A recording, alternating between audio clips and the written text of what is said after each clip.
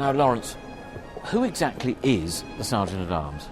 It is the official, or the officer of the House, with responsibility for security for the House of Commons.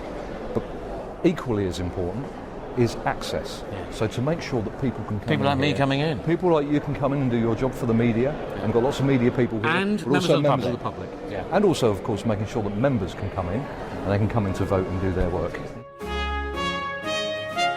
So we're going from Central Lobby to my office. Yeah. You been here long? Well, the Sergeant has been in the office for about 500 years, in this particular office. Hi Chris, how are you? Nice to see you. 500 years in this office? Indeed. It's one of the oldest parts of the Change isn't big round here, is it? Oh, well, this belies the... modern thrusting technocrat. Absolutely, absolutely. Thank you for coming through. Thank you.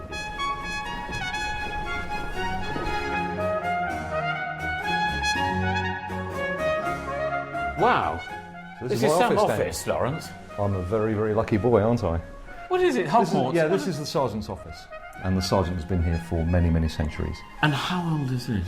We think it's about 13th century Gothic. 13th century? Yes, it butts onto Westminster Hall, so it survived the Great Fire. It's fantastic. You can see some of the crumbling things. I mean, there's supposed to be some ornate thing on there. Yeah. Bits missing here and there. Yes. Lots of weather and worn. But it is staggering. But it is beautiful. wonderful. What does the Sergeant do all day? There's a lot of structure and formality around the role because procession is at a set time. I meet the Speaker probably twice a day, formally and informally. There's all kinds of meetings, so your day is punctuated by formality. 2 weeks ago, there was a big demo in Central Lobby, wasn't there? They rushed the door of the House of Commons. Well, they didn't get that far. It's legitimate to come to Parliament to make your point known. You know, the vast majority of people come here and do that in a peaceful way. They come to lobby their Member of Parliament. But sometimes, you know, you get people that want to take it a bit further.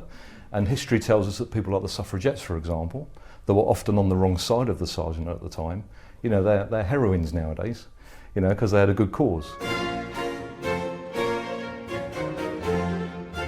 You're not a fan of the uniform? I don't think I started out being a fan of the uniform, most for reasons of vanity, because, you know, wearing tights and things. You look one of the best dressed gentlemen in tights I've seen. That's very, very kind of you, because I thought, how can you present to anybody in that we understand modern security threats and we've got all the modern technologies and systems in place to prevent things when you're walking around like this?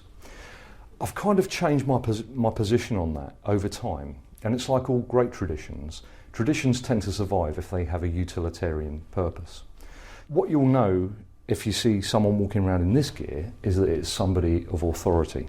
We walk through the public area, which is where the public can really see the Speaker.